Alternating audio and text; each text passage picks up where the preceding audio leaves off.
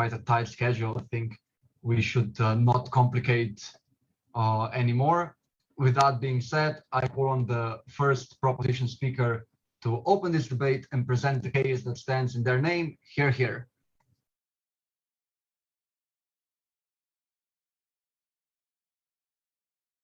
Hi, am I audible?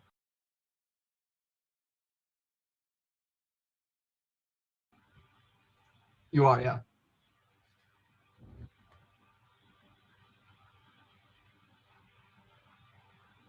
Israel is in an extremely tense state right now with many complicated relations that need to be dealt with. And on the proposition side, we think Bennett is not fit to deal with those relations, thereby very proud to propose for a world where we don't have Bennett and we oppose his ascension to power. Very proud to propose. Before going on to our one main argument, which is why Israel will be far worse off in all different situations, some general characterization and our stance. What is Israel like right now? I think right now Israel has many tense relations with many different actors. For instance, Palestine, the US, Gulf states, Iran, just a few examples. And we believe that in these instances, they're often attributed by or will be worsened by the beliefs held by Bennett, which are often very strict and mentioned in the info slide already. More on that later on. What is our stance then? One, we still support the coalition government and we still support the coalition ousting Netanyahu in the very first place. And we're going to argue to you why that's likely to happen on either side of the house. Secondly, we don't support giving Bennett the premiership, meaning he probably wouldn't be the leader of the party, right? If he's still a member in the party, we're okay with that. If he's not in it, we're also okay with that. Thirdly, we think the alternative is likely giving the leadership to Lapid, who is the head of the centrist party, or whatever or also giving or giving the leader to the head of the Labour Party. These are all legitimate solutions we think are legitimate on our side. With that said, what is our argument? We think that Israel will be far worse off, and we'll consider the situations where either in one, which is the majority case and what's likely going to happen, where we do have leaders like Lapid becoming power and therefore the coalition is still happening, but we're also going to argue to you that if the coalition doesn't happen, why it's still better off in the comparative. Now, why is Israel going to be worse off? I think first we need to argue to you why the coalition is likely to form, because there are legitimate incentives on either side to oust Netanyahu. Why is a far right still have reasons to oust Netanyahu, and therefore Bennett still has reasons to form this coalition? One, Netanyahu has extremely bad corruption scandals, right? There are scandals of him bribing, and for that reason, that's an extremely bad look for his party and harms them to a very great degree. Secondly, Netanyahu also tried to start a coup, right? These are all things that are extremely damaging to the far right's reputation. So I would argue for these reasons, the far right party has legitimate reasons to protect their reputation and protect their legitimacy as a party going into the future. For that reason, I would argue there are legitimate reasons to oust Netanyahu. But furthermore, it is also important to characterize Bennett's party is relatively small, in fact, to quite a large degree, as opposed to the centrist party and the Labour Party. So for that reason, on the comparative, they also don't have a huge stake when it comes to negotiations. So if they want any sort of power, I would argue making the coalition is on the comparative better than no power at all, because they're very small, they're a shrinking party. For that reason, I would argue it is necessary for them and is likely for them to form this coalition. With that said, what are three reasons why Bennett is worse off as a premiership and therefore shouldn't be given this position of power? Before I move on, I'll take the POI. Given that a diversity of the coalition means that decisive action against Palestine would fracture the agreement, is it more or less likely that Bennett would escalate tensions with Palestine? We'll talk more about Palestine later on, but we think due to Bennett's beliefs and due to the amount of power you hold when you're at the premiership, that will probably be worse off on your side of the house. Three reasons why Bennett is worse off with the premiership. Firstly, he has drastically different beliefs, right? So simply on a representative level, I would argue he's extremely unfit to represent the coalition on a leadership status. So in those instances, because he is of the minority party, he often isn't representing the majority belief. For that reason, I would argue most policies that are passed wouldn't be very effective, and therefore it isn't proper leadership. Secondly, and this is how it practically affects it, because of his minority seats, I would argue it is unjust for him to also have the unilateral ability to often do a lot of things. For instance, if you have the premiership, you can often unilaterally decide things like using your defense forces. So things like bombing Palestine can happen by just his belief, because although he has a minority party, the fact that he is in the premiership means he has the power to do things like that. I would argue that's extremely abusive and damaging, especially in current circumstances. Thirdly, instability. In cases where the prime minister and the major leader is very different from the majority of the party, it is extremely inefficient, and there are a couple of problems with this, right? Because the lack of a homogenous group means it's extremely difficult to pass decisions. One, that means often policies wouldn't get through in the very first place. Many policies would be blocked at the very basis that are too extreme and don't actually affect majority people. Secondly, it's extremely inefficient, because if the leader of the party and most people have drastically different beliefs, it's extremely hard to pass policies. This is extremely important in cases like, for example, COVID, where you do need very fast decision making, you need very legitimate decision making, and that doesn't really happen in a world when you have a very fractured coalition with the illegitimate leader. So in these circumstances, I would argue Israel is far worse off. Now, what are the actual impacts of this? How does it affect their relations? There are 5 things to look at as unique reasons why Bennett is not a legitimate leader. One, on Palestine. Bennett has extremely anti-Palestinian beliefs, right? So for that reason, I would argue, as we have seen a couple of weeks ago, the very damaging bombings towards Palestine will likely continue and become even worse off, as we have seen the status quo and could potentially still occur in the future. This is extremely damaging, as it once again obviously hurts hundreds of people in that country and worsens tensions that could have very, very negative consequences. Secondly, relations with Iran would also be worse, right? Because he has once again very aggressive positions towards Iran. So for that reason, I would argue another nuclear deal isn't going to happen. The relationship will likely break down at a very fast rate. For that reason, that relationship is also harmed. Thirdly, and this is very important in the current context of COVID, right? Because in many instances with COVID, you need extremely efficient decision making to actually save millions of lives. Because every minute, day you don't make a decision about passing a COVID bill or passing some sort of protection for the public, that is people who are dying of COVID. In these instances, I would argue the existence of a coalition with a very illegitimate leader and very inefficient decision making worsens this process. Fourthly, U.S. relations. It's an extension of the Palestinian argument, right? Because U.S.'s legitimacy is hugely harmed when Israel chooses to bomb Palestine day in and day out and continue to do so into the future. In these instances, I would argue the relationship with the U.S. would also likely break down because the hate to the reputation is simply too large. And fifthly, relationship with the Gulf states would also likely become far, far worse due to the fact that he does have anti-Arab beliefs. For that reason, I would argue those relationships will also break down. These are all 5 crucial ways international relations are far worse than Bennett, and for that reason, I would argue it's very detrimental to Israel. In these cases, a far more centrist belief or far more liberal belief in terms of the Labour Party would be far more beneficial, as all these relations wouldn't depreciate in the way as I just analyzed for you. So in these instances, when the coalition does form, I would argue having a leader who is not Bennett is a lot better. But now, secondly, what happens if he doesn't take charge? What happens in these instances, right? Where Bennett is still willing to not form the coalition and the coalition doesn't form. What happens? I think there are 2 things that are likely to happen, right? One, you're likely to still form a government that is more liberal, of the Liberal Party and the centrist party 1 or 2 years down the line. Why is this necessarily true? Because right now there's a large liberalizing trend within Israel anyways, because as we have seen, the gain of power of the Labour or centrist parties shows there's increasing beliefs in those groups, and the fact that the right-wing party is becoming smaller and smaller, only has something like 7 seats in the parliament, shows there's a very large decrease in the amount of people who believe in the right-wing beliefs. So for that reason, in these instances, I would argue 1 or 2 years down the line, it is likely there will be a majority that doesn't need a coalition to be formed with the very small right-wing party to form a government. So 1 or 2 years down the line, I would argue you have a far more liberal government. This is very beneficial. But if you elect Bennett and you allow him to get power now, it is extremely difficult to escape these circumstances. So on that point, I would argue in that worst case, in the future, it's still better to form a government that is more legitimate in that way. Secondly, even if Netanyahu still stays in charge, why is that still better, right? 2 major reasons. One, on things like, for example, conflicts with Palestine, I would argue those are mostly parallel, right? As in many instances, Bennett's beliefs and Netanyahu's beliefs are very, very similar. So for example, Palestine bombings will be parallel in that sense. But what is better? Here's the delta. Because when it comes to things like, for example, his support, that government actually in charge is far more homogenous. Because in those instances, you're not forming a very complicated coalition with a bunch of different parties. So the crucial difference is if Netanyahu is in charge, things like, for example, making decisions will be far more efficient and policies will get out in a far more efficient rate. So especially when it comes to large impacts like COVID, as we have mentioned, it's extremely important to make efficient decisions that are far faster. That's likely to happen on our side. So lives are necessarily saved. We have a world where we have these faster decisions being made in a more homogenous government. So we prefer that more homogenous world to a world with a very fraction coalition where you aren't making efficient decisions. And thirdly, there's a very large risk that Bennett doesn't even give up power, right? Because all might come up and say, well, in 2 years, he'll be gone. Why is this not necessarily true? And there is a large risk of letting him take charge in the very first place. Because no, this is most likely the right-wing's party last chance for some sort of majority power within the country. Because as we have analyzed for you, his group, his party is extremely small. So for that reason, into the future, as the party will likely continue to shrink and the liberalizing trend increases, the party will very likely have far less say in the actual parliamentary process and the governing of the entire country, which means this is his last chance to get power. For that reason, I will argue more extreme policies, things like seizing charge, all these very extreme things may very much occur on their side of the house. For all these reasons, proud to propose.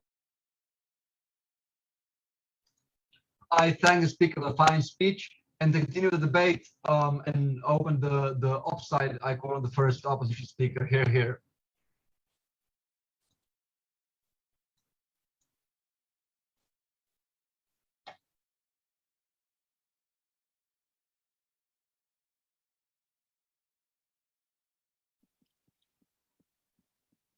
Okay, so assuming that everybody could hear me, my pronouns are he, him, and I'd prefer my points of information verbally, so just feel free to unmute during non-protected time.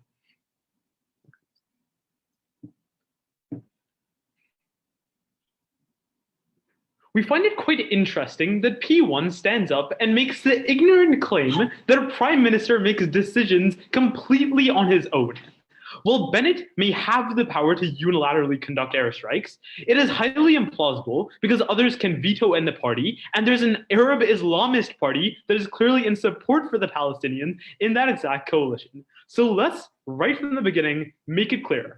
Proposition's case falls flat in their face once we tell you that their alternative of letting a centrist into the premiership is highly implausible. Because one, there have been 4 elections in the past 4 years, and they have not gotten a single result that got Netanyahu out of power. They've tried everything, and Bennett is the only solution that has worked in the past 4 elections. Therefore, they do not have a solution that isn't Netanyahu, which they themselves are highly reluctant to accept. Side opposition, Side Hong Kong will be forwarding 4 arguments in this debate. Firstly, how we get better outcomes for the Israeli-Palestinian conflict. Second, how democratic change is integral for Israel. Thirdly, how we get positive geopolitical implications. And Jenna will talk about better inclusion and representation for Arab Israelis. But before that, just a bit of rebuttal. I've already done a lot of it in my intro because of how ridiculous this case was. But let's just do a bit more here. Firstly, we heard that Bennett is going to do a lot of evil conservative stuff, bombing Palestine, etc. This is completely wrong. The coalition has vetoes in place for the centrist party that we're all talking about to prevent any such action from taking place. What does this mean? So if he goes wild and starts bombing Palestine, they stop that immediately. Moreover, because it's such a fragile coalition, it would fall apart immediately if he took such radical actions. China doesn't just get to dance around their burden and say you'd probably still have a coalition with, I don't know, Mahatma Gandhi as their leader because they think that it would be so idyllic. We've already established that Naftali Bennett was genuinely the only option to lead this coalition. They don't just get to say they get the coalition and some other leader. Finally, late on in their first speech, they actually address the burden of Netanyahu being in power. And the only reason they say that it would be better to not have Netanyahu in power is because he has a coherent coalition, so decisions would be made faster. Sure, that's true, but what's also true is the fact that he has this coherent coalition means that decisions can take place, which means that he can go and invade the Golan Heights, continue the war against Hamas and the Palestinian people. That coherent coalition allows him to continue to perpetuate war crimes. Finally, we hear that suddenly the democratic system is going to fall apart and Bennett isn't going to leave his office because he wouldn't want to. I don't really know how believable this point is because Israel is a democratic state and we can't just make this argument for every single democratic state. It was analyzed for about 20 seconds. Okay, then the first point on how we get better outcomes for the Israeli-Palestinian conflict.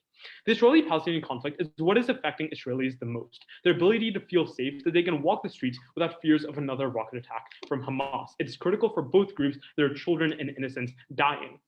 The first mechanism here on the diversity of the coalition. Bennett may indeed be pro-Israel and anti-Palestine, but any radical change made on his foreign policy will be massively divisive for the coalition. He needed to be in the center to get power through the power-sharing agreement that is stated in the info slide. Therefore, he is necessarily going to have to moderate his views to avoid his coalition from falling apart. No, thank you. We believe that the worst actions, anyhow, as I mentioned, would be stopped by a veto from the centrist party that we've already been talking about. Moreover, there's a literal Arab Islamist party. I don't think that they would let him get away with bombing Palestinians. Second mechanism here is that we already talked about how it's guaranteed that a centrist party is going to come into power. We know that the centrist party is going to go into power because it's in the agreement. What this means is that indeed the elections and the Israeli political system will become more moderate, more centrist, and less anti-Palestinian because of this coalition, which only Bennett could lead. We have the coalition entirely on our side. Thirdly, we tell you that Netanyahu was worse. He actually could take action, as I talked about, because he did not have an unstable coalition. He could indeed go bomb Palestinians. He could go invade the Golan Heights because he had a stable coalition that allowed him to make radical decisions, unlike Bennett, who is operating under a house of cards that may fall apart at any moment. Therefore, we prove how we get better actions, saving lives of Palestinians and the innocents across Israel. Question. Before the second point, I'd be happy to take the point. If Bennett can't do anything in the premiership, then why did his party agree to the power sharing agreement? I didn't say Bennett couldn't do anything. I said he couldn't do anything radical. Of course, he can make minor policy changes on a domestic front, taxes, etc., things that aren't electorally determinative in Israel. But he can't just go and kill every single Palestinian because guess what? They're centrist and they're vetoes. Okay, second point, how democratic change is needed for Israel. The premise here being that the only reason a government can justly govern its people or make decisions on their behalf and take money and power from them is because it respects its will. Otherwise, it is a tyranny. In order for a democracy to work, we then say, it must oppose systems that deny true choice. There's a reason that most democracies implement term limits, for example, in the US, 8 years. Why? Because entrenched power structures are toxic to democracies. First mechanism here, based on the fact that Netanyahu has been in power for the past more than a decade, how we are allowing leaders to gradually accumulate way more power than they ever ought to be. We see this through the example of Netanyahu and his corruption. He tried to buy off the media. He tried to get himself out of tough situations. His corruption scandals was a major reason why he was removed from power. Now he is being tried from it. And he tried to dodge that responsibility by saying he's the prime minister, so you cannot charge him. If we allow him to stay in power, to entrench that power, what we get is possibly the corruption charges against him falling through, but moreover, just more power going to a single individual, creating a potentially autocratic state. Second mechanism here being a lack of opposition structures, meaning that there's little choice. When there's only one dominant party and leader, Likud and Benjamin Netanyahu in Israel, there's no true choice. Because when there's one big option and every other option is a small party with really no chances of getting into power, you just have one choice, which is no choice. Finally, on the third mech, we tell you that a coalition is a much better solution. Why? Because it prevents one person from being able to monopolize politics in the country for years upon years. It allows other options to flourish, allowing more people to succeed, more voices being heard. Therefore, we believe that we better achieve the principles of democracy, more voices are represented, and we eradicate the power, the unilateral power that Netanyahu has been able to hold over his past more than a decade in power in Israel against democratic principles. Then our third and final argument on positive geopolitical implications. The premise here being that the world is indeed in turmoil, especially the Middle East. This is a time of potential change. So we're going to show you how Bennett will make that geopolitical change better. First mechanism here on Arab state realignment. The Middle East has been undergoing a slow yet steady and observable realignment towards Israel and against Iran. Why is this? Because states like Saudi Arabia and Morocco recognize that their new enemy is Iran, not Israel. So they've been aligning closer to Israel and further away from Iran. Why is this a good thing? And why is Bennett going to make it happen more? It's a good thing because we think that Iran indeed does constitute a greater geopolitical threat. Israel certainly isn't perfect, and we're not going to sit here telling you that they are. But what they don't do is completely prevent their own citizens from having any sort of freedom. What they don't do is threaten to nuke countries around the world. What they don't do is ally with Russia and North Korea and other complete autocracies to help them. So we believe that it's a good thing that these states are realigning towards Israel and against Iran to prevent Iran from getting too much power. Then why is Bennett going to get it to happen even more? These states have been uncomfortable dealing with Netanyahu in the status quo. One, because of his corruption, and secondly, because he was constantly under the threat of being kicked out of power because he kept undergoing elections in which he won by the slimmest of margins in the last 4 years. But under this deal, the government of Israel is stable for the next 4 years. So countries indeed feel more comfortable dealing with Bennett. They feel more comfortable, feel safer, and that it's actually going to work out. So they're more willing to ally with Israel and against Iran. The outcomes here being that we curb Iranian influence and gain support for those who most need it. In this world, it may not be perfect to have a far-right Israeli prime minister, but we tell you it is abhorrently worse for an even worse prime minister who actually has the power to execute his nefarious purposes.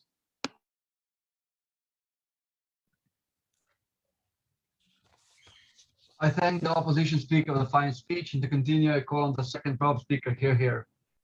Hi, am I audible, visible, and everything else? Okay, cool, I'll get started. There are two clarifications to be made at the top of my speech. The first thing to understand is that they don't engage with us at our best case scenario, but we do engage with them at their best case scenario. What this means is that they've never actually proven to us what our best case scenario, which is a world in which the Labour Party or the Yesh Atid party, i.e. the centrist or the left-wing party, gets into power in the coalition. They never prove to you why Bennett is preferable to our best case scenario, which is that alternative. But what we are able to do is to prove to you that Bennett is still preferable to our worst case scenario, which is a continuation of Netanyahu. But the second observation I like to make is that this coalition that they want to talk about and the coalition that's happening in Israel right now is very short-termist on either side of the house, right? The reason why this coalition is short-termist is because under the coalition, there's still profound ideological differences between like Bennett's party, which is the Yamina party, and like Yair Lapid and his Yesh Atid party. So what this means is that like they won't just like hold hands and get things done, but rather there'll be a lot of infighting within a coalition, which will be important throughout my arguments. So then I want to talk about three things in this speech. First, I want to talk about the coronavirus pandemic. Secondly, I want to talk about Palestine. And thirdly, I want to talk to you about democracy. No, thank you. Firstly, on the coronavirus pandemic, right? And so the context here is like Israel did a decent job containing the pandemic, but they still need to make sure that the reopening is smooth. They still need to make sure that there's stimulus bills and whatnot in order to stimulate the economy. And they need to make sure that they're able to complete their vaccine rollout program in a good enough manner so that lives are saved, right? Importantly, all of these things require a majority support in the Israeli parliament, which is called the Knesset, for the simple reason that all of these are legislation, right? In order to pass legislation to get businesses to open up, or in order to pass legislation to incentivize individuals to work, or to pass stimulus bills, you need the majority support in the Knesset. The reason why the Bennett coalition will not work is for two reasons. The first reason why the Bennett coalition will not work is because there are profound ideological differences within the coalition, right? That is to say that they won't agree on what the appropriate stimulus package is, right? So Bennett, who is more conservative, might support decreasing taxes on businesses so that businesses want to hire people more, whereas a liberal support giving more stimulus to like individuals, right? Which is diametrically opposed to one another. But secondly, the second reason why Bennett won't pass coronavirus legislation is because Labour and Lapid do not want to give Bennett a victory. This is where my analysis on the introduction happens, right? Lapid and Labour are going to run against Bennett in the next election as opponents, right? Because they're different parties and they have different ideologies. Therefore, they won't support whatever proposal Bennett will make to the coalition. Because if Bennett is able to pass this proposal and the proposal works out very, very well, then that's the point at which Bennett will literally beat them in the next election, because now he has a political power and he has a political support because he was able to get this legislation done. In reverse, right? Like if Labour and Lapid want to get something done, Bennett will say no, he might veto it, like Likud will probably be on board. The point I want to make here is that on their side of the house, because of how many ideologies there are in this coalition and how inefficient this coalition is, they will not get any legislation passed in terms of the coronavirus pandemic. And that means that the economy is not re-stimulated. That means reopening doesn't happen. And that means recession that has made the lives of people so much worse continues, and people live under a state of indigence on their side of the house. So then, what is the comparative on our side of the house, right?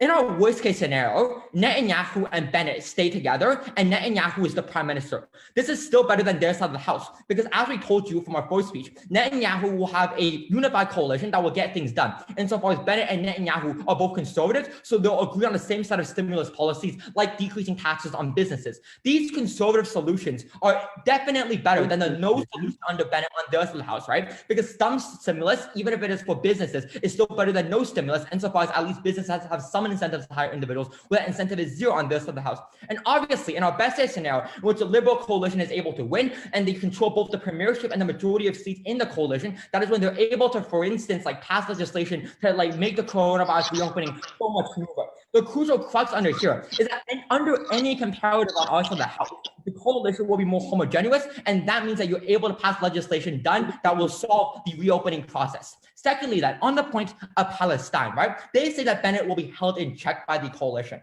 We will prove to you that that is not the case for a number of reasons. The first thing to understand is that Bennett is a prime minister, but the coalition only has power over him in parliament. That is to say, they control seats in parliament. Here's the thing. The majority of what Bennett is going to do against Palestine does not require the support of parliament, right? Because the majority of what he's going to do are airstrikes, or controlling the military, or using the Israeli Defense Force, which he as prime minister has control over, right? Like, you don't need the Knesset to pass a bill before every time you strike Palestinians. This is indicative as to how Netanyahu was able to strike Palestinians in the last 2 years, and but right before now, even though his party of Likud never had majority support in parliament, right? Furthermore, Bennett has an incentive to bomb Palestine, right? Because one, he is going to lose power in 2 years, regardless of what he does with Palestine, right? Because that's what the power sharing agreement is. The difference is that Bennett, after Netanyahu gets indicted, or potentially gets indicted, wants to be seen as the leader of the conservatives in Israel. Therefore, he's going to adopt Netanyahu's old hard stances in order to capture Netanyahu's base after Netanyahu gets indicted, as an incentive as to why he'll be hard against Palestine. What this then means is that the attacks on Palestinians will continue on both sides of the house, and the rockets that they want to talk about, their beautiful rhetoric, will rain down on the streets of Gaza. The difference, though, is our best case scenario, which they never ever deal with, right? What then is our best case scenario? The best case scenario is Bennett takes a minority stake in a coalition. There are a multitude of incentives as to why he'll likely do this and oust Netanyahu. The first is that, like, corruption, so you want to like stay away from Netanyahu. And the second reason is that like if he joins the coalition, he gets a lot more popularity. Insofar as like if he's within Netanyahu's party, he will always be number 2 to Netanyahu, and insofar as he won't have power in that regard. So in our best case scenario, the liberals like Yair Lapid is a leader, and those attacks against Palestine won't happen. So in our worst case scenario, Palestine is screwed on both sides. In our best case scenario, we reduce the rockets that are raining hellfire on them in the status quo. Thirdly, on democracy and long-term democratization. Before that, yes, your POI. Well, you may not have nested approval to drone strike. An Arab Islamist party dropping out of your coalition means that you are no longer prime minister and can no longer carry out these drone strikes. How do you respond to that? No, the Arab party will not drop out, because what's the alternative? To join like Netanyahu's coalition? Like the centrist party will not drop out, because the alternative is that the alternative is that Netanyahu stays in power, right?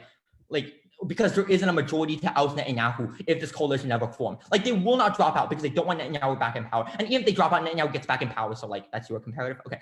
Thirdly, on the point of Democrat, and furthermore, it's like, right, it's like their deal, right? It's a power sharing deal. They have to abide by it. It's legally binding. Okay. Thirdly, on the point of democratization, right? They give some bullshit argument here about how choice is good. Like, I don't understand, right? Like, presumably there are going to be elections on either side of the house. Elections will continue, but it's undemocratic on their side of the house, because Bennett has a minority stake in parliament. His party, which is the, what's the name again? His party, which is the Yamina party, has a minority stake in a coalition, which is less than the Labour stake and less than the centrist stake. So it's pretty undemocratic for him to have the premiership when like 8% of Israelis might support him, right? It's unclear as to how they uphold the principle of democracy. But secondly, we want to talk about the long-term democratization process, right? Think about it. You're Bennett, right? You're prime minister. You probably don't want to give up power in 2 years as per the power sharing agreement. So we think the chances that Bennett will take undemocratic measures to stay in power after the 2 years has elapsed is quite high, right? Because why would you want to give your power up to someone that is diametrically opposed to you? Why would you want to do any of these things, right? That's an incentive as to why Bennett will want to stay in power.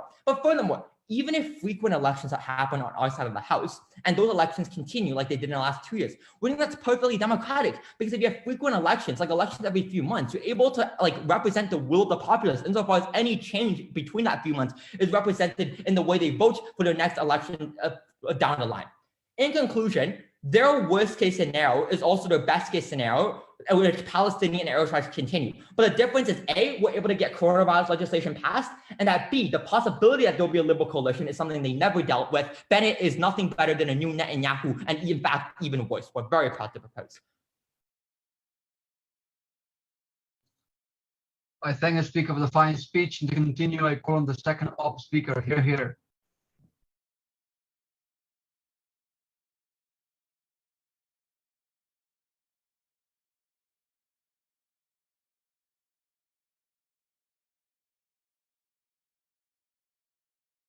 Hi. Okay, everyone can hear me, right? Cool. Okay, preferred pronouns are she or they, and I prefer my POIs to be verbal as well, because I probably won't check the chat. Okay.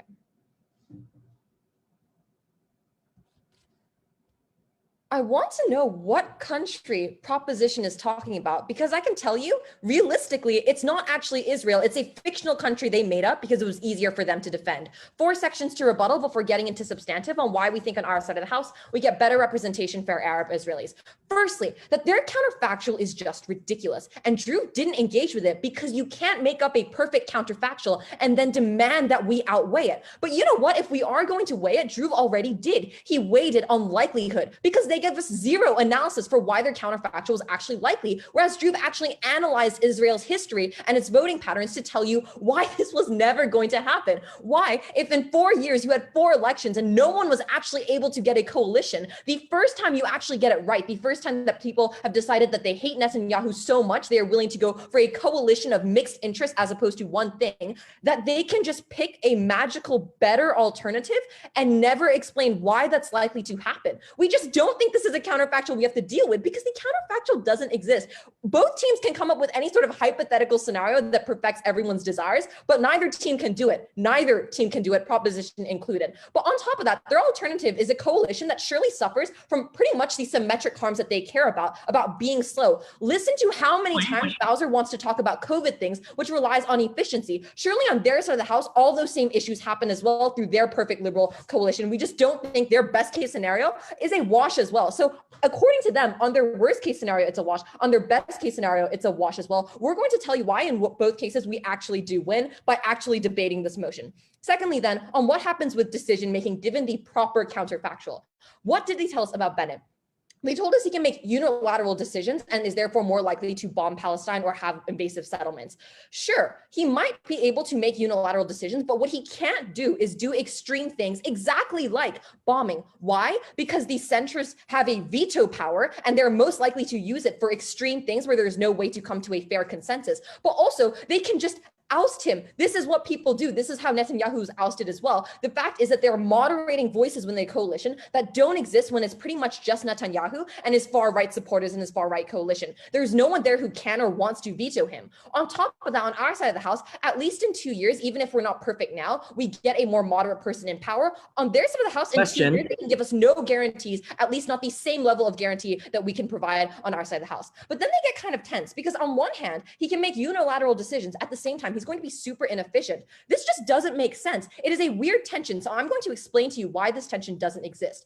Because he might be able to make unilateral decisions on things where everyone generally has the same desire, i.e. no one wants their own citizens to die from COVID. He probably can't make unilateral decisions on things where people's opinions are so divided. To bomb or not to bomb, two-state system or Israel only. Those are questions where he is there. Therefore, on the question of efficiency, it probably skews on our side as opposed to theirs. But on top of that, right. So on top of that, when we're doing this back and forth, we think it is much more likely that even if we are slightly slower than Netanyahu would have been, taking on their own claim about Netanyahu, we still think it is better on our side of the house because it is also unlikely that these people are just not going to want to have Bennett have a win and therefore do absolutely nothing because that hurts their own constituents who are also dying of COVID and who also want their businesses to open up. For them to have a chance of winning in the future, they also need to have built up a rep during that time and say, hey, look at all the good things we've done as opposed to, yeah, we just vetoed everything because we just rather felt like you dying. That's probably not going to win them any elections. So even if it is slower, at least during that time, they're able to do things like argue for amendments to any bill that happens and make sure that constituents are fairly treated well under COVID policies, as opposed to just Bennett's constituents. So on our side of the house, they might get slightly faster policies, but on our side of the house, we at least get better policies where everyone benefits and you're more likely to get the ideal type of COVID, of recovery from COVID. On top of that, however, we would simply like to note that we care a lot more about the bombing of Palestine as opposed to the marginal differences that you could get in COVID policies. As a result, we think that that is the key claim. If we're able to prove we are less likely to have Israeli and Palestinian children die, we think that we take this debate.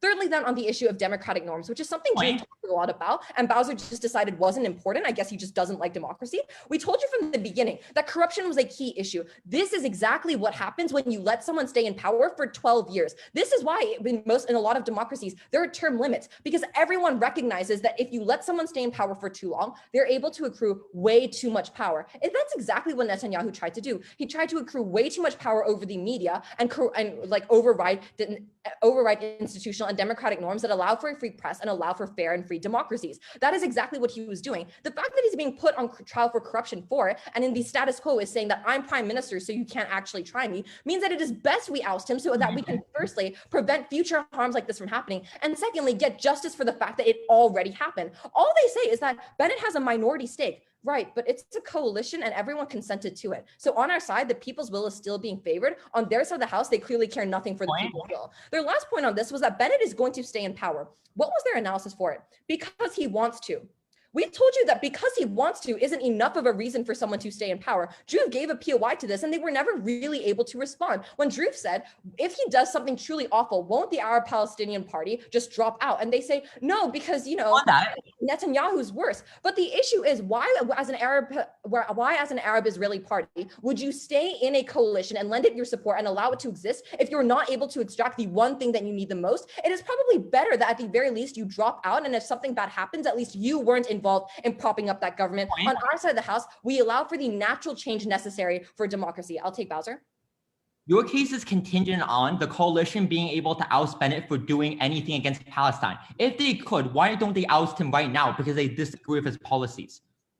Because he hasn't done those things yet. And I'm sure if he tries to, they will either veto him or oust him. Moving on, fourth point of rebuttal on geopolitics, because their analysis about the relationship with the US getting worse was hinged on Palestine, so we actually think it gets worse for them. And when given all of Drew's analysis about Arabic states, we got no response from this other than that Bennett doesn't like Arabic states too, so it gets worse. Look at Drew's nuance about analyzing Arab states' incentives between Iran and Israel, and we actually demand a response from O2 on this, P3 on this. Lastly, then, moving into final piece of substantive on why we get better representation for Arab Israelis, because we think the inclusion of Arab Israelis firstly indicates growing support for them. But on top of that, if we keep Netanyahu, given that in 12 years he has entrenched Israel as an Israeli first state and treated them as second-class citizens, if we keep him around, it's probably only going to get worse. So even as a small coalition, we think this party could have a vital role in close calls. These are things that they're asking for that aren't directly oppositional to most people. So in close calls, they're probably able to have sufficient leverage to demand better representation and better policies for these people.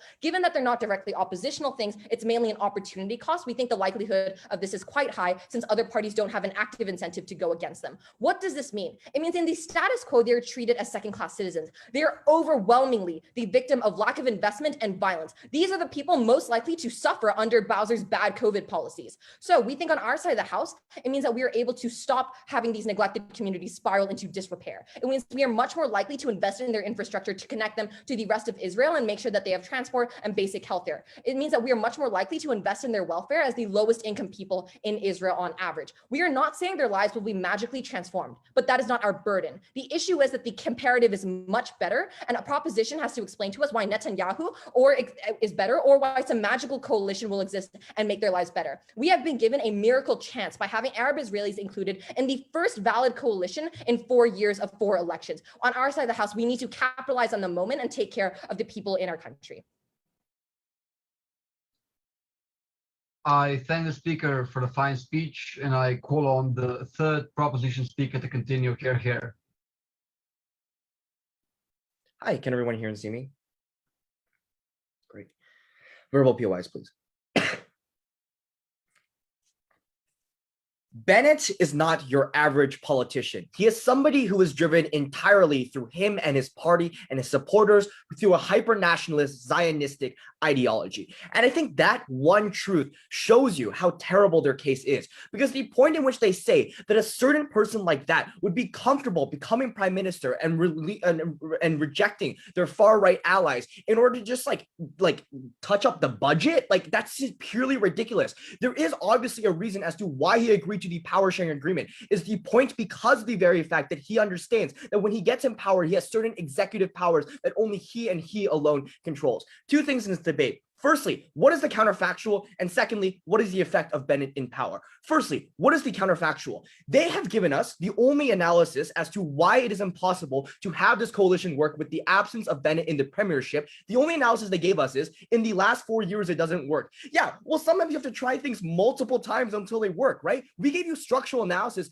as to why it is likely that Bennett would still break off while his party, Yamina, would still join the coalition in the counterfactual. The first reason we told you is because he wants to distance himself from Netanyahu, that the far right needs to be seen as a new face, that he himself understands that if he were to stay with Likud, he would always be Netanyahu's second. Point of information. The person who was associated with the person who was in a corruption scandal. We also told you as to why it is likely that Likud is about to fall right now, and how other far right parties are looking at this and trying to make power grabs and make sure that on a sinking ship, they have a life preserver. We told you that if the indictment follows through, that this coalition will still go on through anyway, because of the fact that Netanyahu has to be ousted. So I think this is incredibly important to note, because it is why the Israelis' people will has been represented through 4 elections. It is why Netanyahu has had so many power attempts against him, because of the fact that he is shaky, he is coming from a place of insecurity, and that on both sides of the house, it is likely that this coalition will happen. And they can't just say that like this is an imaginary counterfactual. We're not setting this by fiat. We're saying that this is likely going to happen because of the incentives of the Yamina party and because of the structure of the Knesset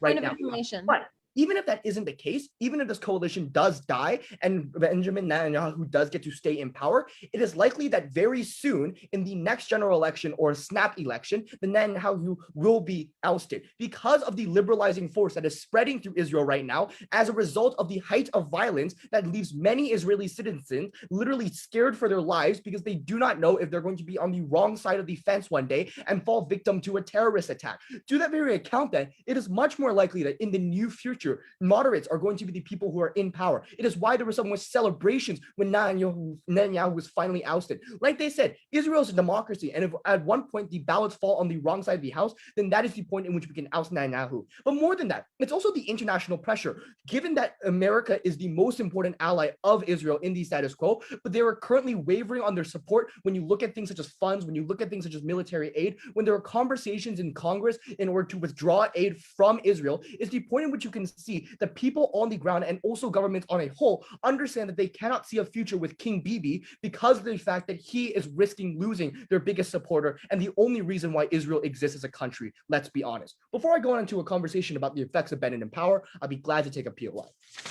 Given you think that efficient COVID policy is essential to your case, how many times would you like us to try for your perfect coalition before we actually do anything?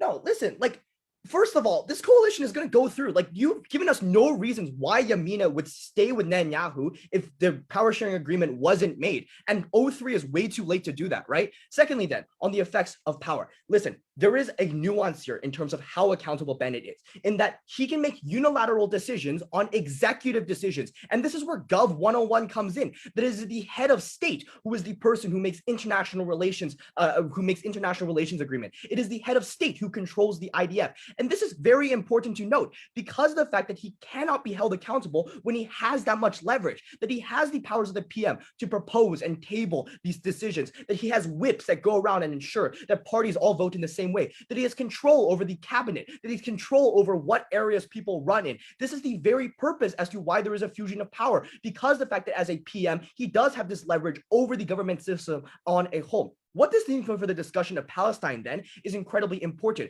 because it means then that he has the ability to do these and make these air raids without any discussion with the coalition beforehand. Then they say, oh, but the coalition is just going to walk away without mechanizing with us at any point how that's going to happen. Firstly, you can't veto a military decision that isn't for parliament to decide. But secondly, you can't walk away from Yamina because the very fact is that the second that you lose Yamina, the coalition falls apart. The alternative is Netanyahu. So obviously, even though the Arab Party doesn't like the fact that Bennett is being extremist, it is still preferable to instituting Likud back into power. And this is what they refuse to engage upon, that there is no way for the coalition to hold Bennett in check because of the fact that he has them by the balls. But just because he has unilateral decisions in terms of being able to enact his most radical policies doesn't mean that when it goes to the day-to-day administration of how society works and how Israel responds to crises and how Israel develops, that he's going to be efficient. Because the very fact is, while he may be able to make unilateral decisions to the things that matter, like foreign relations and military action, when it comes to other things like instituting budgets and giving out aid, those are things that takes coalitions long times to debate upon, especially when there is such a tight margin of 59 to 61 inside of the Knesset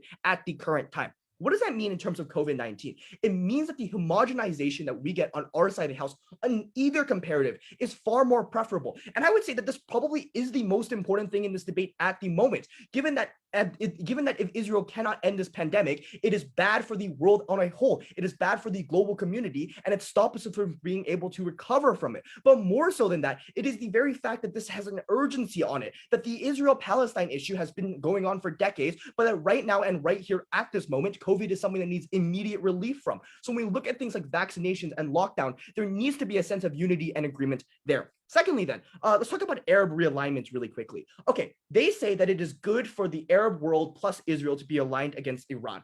I would say that this is a dubious claim in and of itself. The new president-elect of Iran, Raisi, in and of itself is a hardliner. And I would say the escalation then, if Bennett continues to butt head even harder than Netanyahu did with Iran, is a terrible world. If he doesn't accept, for example, a new nuclear deal, if he doesn't accept, for example, the ability for Iran to use the Strait of Hormuz, then that is the point in which Iran will fund Hamas more. That is the point in which they will fund Hezbollah more. When they pour gasoline onto the fire of the Palestine issue, that makes that conflict entirely worse. Lastly, then, a conversation about democratization. Listen, like Netanyahu's clearly not who he was 14 years ago, right? He's in a very fragile place at the moment. And I think it's incredibly unlikely that he's going to be like a dictator for the next 20 or 30 years. There is no reason that they gave us as to why this certain coalition forming was the only thing that possibly could have happened in the world to oust Netanyahu. Like the blue and white party is also wavering inside of the opposition coalition, and they could be likely to walk away in the case in which the coalition does fall apart in the status quo. So the important thing to note here is that when you look at democratization, on which side of the house is it more democratic? One in which Bennett's party, with 1/10 of the seats inside parliament, can make unilateral decisions about the government and about the way they work, or one in which we allow a homogenization of a certain government on both comparatives so that people who actually have opinions get those opinions represented. Because of the fact that you cannot let the madman back into the house, very proud to stand on proposition. I thank the speaker for the fine speech, and now I call on third opposition speaker to close the constructive part of this debate. Here.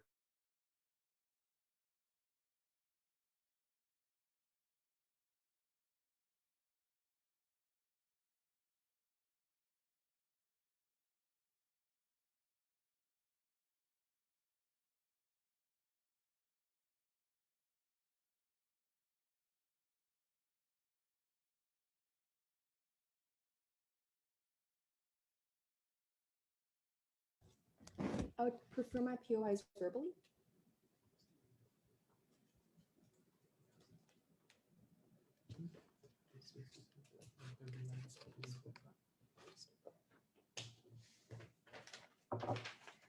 China's case sounds like a kindergartner. If you don't succeed, try again and again. How many times do they want us to try? Is 4 not enough? As people in Palestine and Israel are killed and people die of COVID, not once has China explained why the counterfactual they laid out from the beginning, a coalition with the centrists in power, was ever the most likely counterfactual or even within the realm of possibility. 3 questions. 1, which side guarantees better outcomes for the Israeli and Palestinian conflict? 2, which side is better for Israel's political landscape? And 3, which side has better geopolitical implications? But firstly, a clarification on the counterfactual. Because what world does China even live in? We kindly encourage China to refer back to the info slide because this coalition passed 60 votes to 59. It was a 1-person majority, any defection, and the coalition would not have passed. It was 1 seat. The party agreed that it should be Bennett, and it had to be Bennett. But 2, you had 4 failed elections to form anti-Bibi coalitions. Your counterfactual has been tried and it has failed, and it has resulted in another election where Israelis still do not have a government to vouch for them. To that, China literally says, sometimes you need to try things multiple times. Let that sink in for a second, because 4 times is plenty enough. It is time that Israelis get a proper government. Then third speaker comes up and says, okay, well, there's a blue and white party, which is still possible. They tried that in the last election and it failed. We think that this is the only plausible counterfactual. The fact is simple. Netanyahu is the likely alternative. He has been in power for 15 years, and it's not that easy to fill the power vacuum. On to the first question then. Which side guarantees better outcomes for the Israeli-Palestinian conflict? From first, we told you about the diversity of the coalition. Sure, Bennett might have some very pro-Israeli views, and that might be things that aren't the best. But there are still major constraints for centrist parties. From these very centrist parties, from power sharing agreements, from vetoes, and from cabinets. You have Arab Islamic parties that will be outraged. Then they say that Bennett will be horrible and they quote unquote have him by the balls. Question. Netanyahu coming into power is bad, but Netanyahu coming into power is bad for Bennett as well. Presumably Bennett doesn't want to do anything radical if that means he'll be ousted from power. Then they tell you that Netanyahu is better for Israelis. This is coming from the man who said about the Palestinians, beat them up, not once, but repeatedly. The key difference is this. We acknowledge Bennett is not perfect, but he has far more checks and balances than Netanyahu.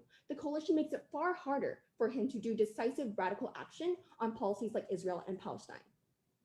They told you how they'll give the centrists of the coalition permission, but we've done enough to show you how radically implausible that this is. Because if proposition wants to stand on this alternative, then they come incredibly close to crossing the House because it is likely that anyone in power in the coalition has to be moderate to ensure that they stay in power. This is debate winning. 1, we kill the only context they can even plausibly win in, which really doesn't exist. But also, even if we don't buy the fact that another leader will lead to less extreme moves, it's likely a wash. Their more probable alternative, Netanyahu in power, is horrible, and they themselves admit it, which they refuse to admit as their probable case, which actually backfires because now they're debating fictionally. Their literal only benefit is his power is homogenous and he makes fast COVID bills. Well, that isn't even something in huge contention now and has not warranted a split in party opinions. Israel is still running their COVID vaccine drive. The threat they had to address but refused to was Netanyahu being able to drop bombs on Palestinians with limited consequence.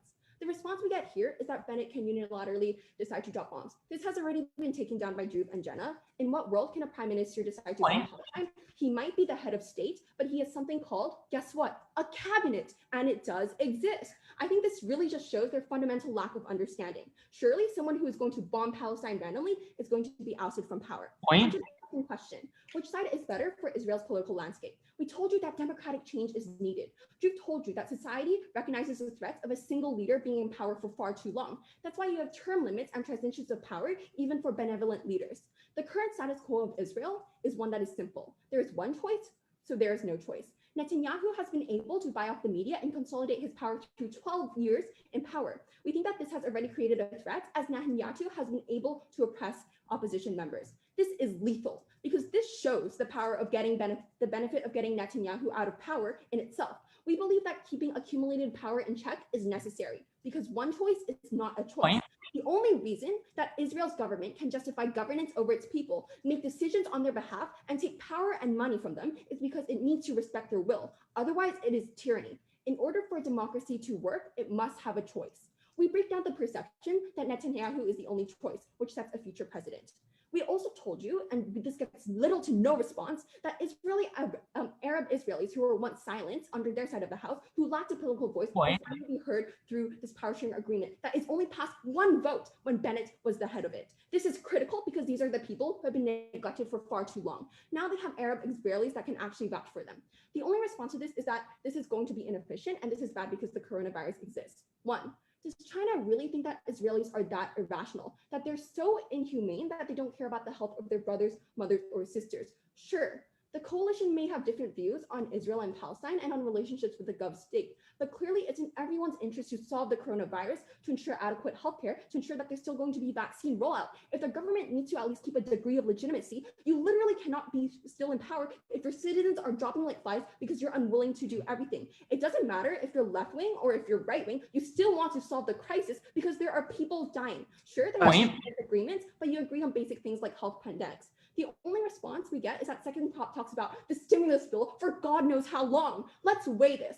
Is it likely that a government would want to deal with a recession, or would they want to pass a smaller stimulus bill? Because a recession hurts everyone. It means that unemployment rates are going to be skyrocketing. It means that welfare programs are cut. It means that people are destitute on the streets. Sure, you might have some disagreements, but it's far more likely that when you're faced with the possibility of a recession due to the coronavirus, you're probably going to pass a smaller stimulus bill. It might not be as grandiose as your original one, but it's likely that you still want to stop this horrible economic downturn. Even Trump and Biden managed to agree on a smaller form. We think that this is perfectly plausible given the current state of the coalition government anyway. Before I move on, I'll take a point. If Bennett can't bomb Palestine, then how was Netanyahu able to bomb Palestine for the last 2 years, despite Likud having a minority in parliament? Okay, we already told you about the external checks and balances that exist uniquely for Bennett as well. We think that it's because of things like the centrist party, that if a coalition pulls out, literally a coalition that won 60 to 59, that is going to be devastating for his ability to hold on to power, because presumably Bennett probably still wants to hold on to power. Let's be clear. Bennett can't make radical decisions because there's a coalition keeping him in check. But there are things that the coalition can agree on, things like the fact that the coronavirus is bad. They told us in response that there will not be a transition of power. Israel is a democracy, the courts will intervene. Trump really wanted to stay in power, but he couldn't. We think that the same thing applies here, simply because of the fact that it is ultimately still a democracy, although a flawed one. On to the third clash then, as to which side has better geopolitical implications. We told you from first that Iran is a growing threat to world peace, that it has the potential to develop nuclear weapons to wipe states off the globe, and that there's a growing desire in the Arab world to move away from Iran and move closely to Israeli Western side. We then explained why Bennett would make them a quicker and better process, because he's a more stable negotiating partner, because he doesn't have the same issues of corruption that Netanyahu has. This is critical because Bennett can instigate changes in the Middle East to improve the safety of the world at large. They said that realignment against Iran is dangerous. One, they just said that Iran would be angered by this provocation and thus the radical president would be even more radical. They themselves tell us that he's a radical president, so he'll reject the Iran deal anyhow, furthering this provocation. In the worst case, Iran is already developing nuclear weapons and choking religious freedom. In this case, where they pose a massive geopolitical threat, we're willing to take the risk of slightly provoking them to get the guarantee of restricting Iranian power and increasing international safety. We had to ask the question, do we continue trusting a coalition to consolidate power when they haven't done so in 4 years? Or do we continue to give power to someone who has been in power for over a decade, who has the ability to save a country, but has chosen to screw over the lives of many? Hong Kong says no. It's time we opt for the greatest hope for Israelis and Palestinians. I thank the speaker for the fine speech. And now to close the op bench, I call on the op reply here.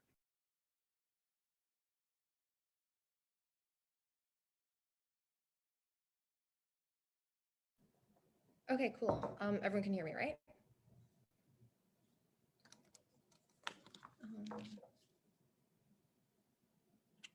Cool.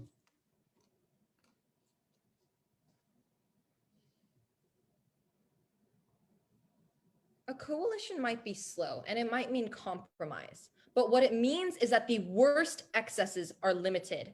When the question is, are Israeli and Palestinian children going to lose their lives due to someone else's decisions? We would much rather go for slow and moderated as to the worst types of fast, bad decisions. 3 questions in this reply. Firstly, let's clarify what the counterfactual is yet again and demonstrate why proposition really had none.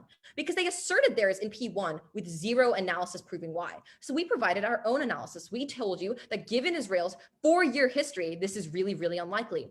P2 then gets upset and says, no, don't worry, it will happen. So in O2, we told you again, please contend with Israel's 4-year history. That was deeply unresponsive. And we told you, even if you are right, a lot of your harms are symmetric anyway. So please prove your best case scenario. And then lastly, they tell you, no, it will. And they finally gave us the best 1-line piece of analysis they could about the blue and white party currently wavering, to which we told you, yeah, we tried that in one of the 4-year elections. And we told you that that failed in the past. So in supporting this motion, what they had to do was either back Netanyahu as the alternative or commit to a chaotic system where, yeah, we might not know the exact coalition that would have responded, but it is likely Netanyahu, or because the alternative was that our coalition barely made it. So they had to contend with the fact that either they were going to back him directly or indirectly back him through the chaotic election process that likely would have occurred. We told you on top of that, even if we accept their moderate backed government, they never actually proved any unique benefits. The only thing they talked about was about Palestine, and we're going to tell you later why we don't think Bennett is actually able to bring any harms on that. But also, surely their coalition is also slow by their logic. Surely they also don't pass effective COVID policies and therefore get a rescission. So their best case is no case. And honestly, that was better than their worst case. Secondly, then on decision making, because we told you that Netanyahu can pretty much do whatever he likes, as he has been doing for the past 12 years. If you're not going to allow the democratic will of 60 to 59 win out, he's probably has impunity to continue making whatever decisions he wants, backed by his far right supporters. On our side of the house, at least you are moderated. We told you firstly that you can veto some decisions. And they said, no, because you can't veto certain types of decisions. Note that this only applies to certain policies, so our veto mechanism still largely stood. We told you, fine, maybe not for some policies, but then we can oust you if you make truly the worst type of radical decisions. And then they said, no, because the alternative is Netanyahu. Right, but understand this, the Arab Israeli party having Netanyahu is really, really bad, but it is also really, really bad for Bennett because that means he has lost power. That is undesirable for both parties. And let's just teach proposition what the point of a coalition is. It means compromise. So if something is bad for both people, they probably won't do it because it is better for Bennett in his eyes to at least stay in power and be able to enact all his other policies, even if he can't enact one of them. So as a result, we think we win on Israel versus Palestine. Then they told us about COVID. Firstly, we told you that cooperating is probably good for everyone. No one wants to have a recession. No one wants everyone to die. So yes, it might be slow. They might need to talk about it more, but at the very least, we would rather they talk about it and therefore have a better planned response where everyone benefits. This is exactly where our analysis about the Arab Israeli party, which they never responded to, by the way, despite the fact that it came up in O2, about how they were more likely to be able to advocate to make sure that Arab Israelis were not continued to be treated like second-class citizens citizens, and we're not cut out of any policies that were enacted in the future. That is exactly why it might be slower, but we are much happier to take that. As a result, we think it is generally good for Arab Israelis, not just for COVID, but for future investments in their communities, given that they have a key role as a split vote, especially given a fractured coalition. Again, no response to this, so we assume that their suffering continues on their side of the house. And then lastly, we told you about long-term risks. Given this point in this debate, we've already taken it by a landslide, but we got it on this point as well, because we told you that when it comes to democracy, on our side of the house, we have a less corrupt person in power, and we don't have those systems undermining future corruption and letting someone stay in power for over 12 years, accrue that and corrupt the media. And on top of that, in 2 years, we probably get a moderate person in government. We have no clue what they get in 2 years, and they never were able to structurally prove it. On top of that, geopolitically, we gave you like 5 minutes of analysis why geopolitically we are also so much better. Short-term, long-term, and for everyone, we are the people who actually protect people's interests. I thank the speaker for the final speech. And now to close this debate as a whole, I call on the proper reply speaker here. Hi, are we good? Okay, cool. I'll get started. There is a good chance that Netanyahu will be indicted on corruption charges because of what he's done in bribing the media. We know that. Everyone in Israel knows that. But most importantly, Bennett also knows that. And because Bennett knows that, that is an incentive as to why he wants to distance from Netanyahu. It's an incentive as to why he wants to join the coalition. And that is also an incentive as to why he will join this coalition even if he doesn't get the premiership.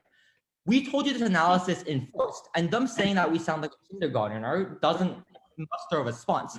The fact that this analysis exists means that there's a possibility that the coalition will be headed by a Labour or a centrist politician.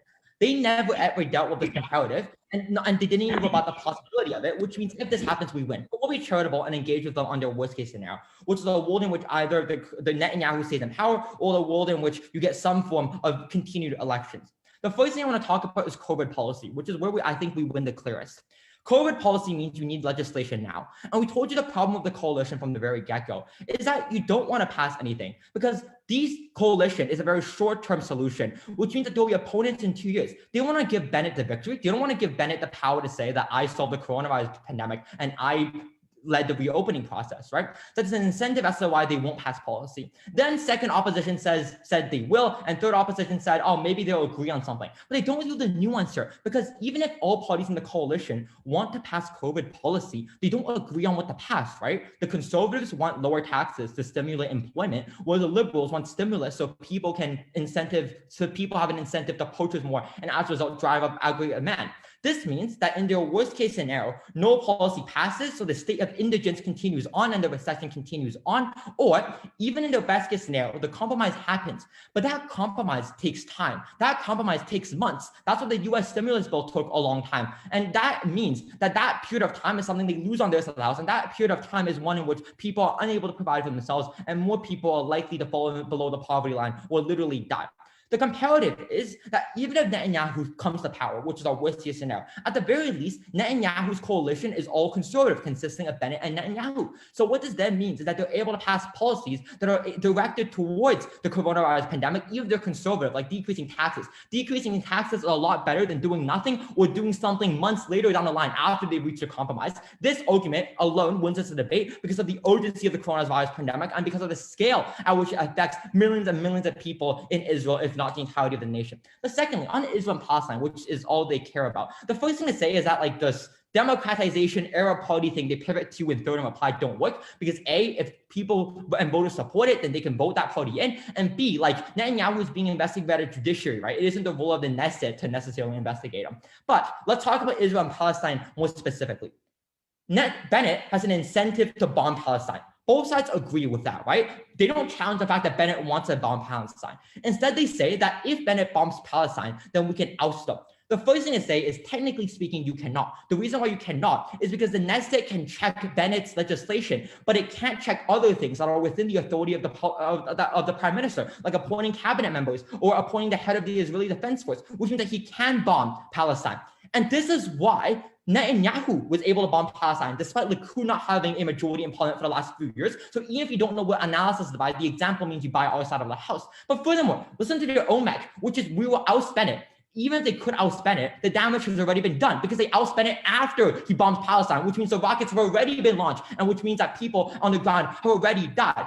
What this then means is that Palestine will go to fire on both sides of the house. The only probability that it won't go under fire is on our side, in which Bennett joins the coalition despite the fact that there is still a liberal leader within it. And this liberal coalition is likely to be better for the simple reason that they control the majority of the seats and the premiership. In conclusion, they do not solve the Israeli-Palestinian conflict, and in our worst-case scenario, we don't, but at least we get stimulus bills packet passed, which are still in debate on their side of the house, which is why we propose. I thank the speaker for the fine speech and all the debaters for what I think was a very fine debate. And now at this point, the judges will retire and then come back to you in some way or form, not sure where precisely, but yeah, the first thing is that we should probably go to another room. So if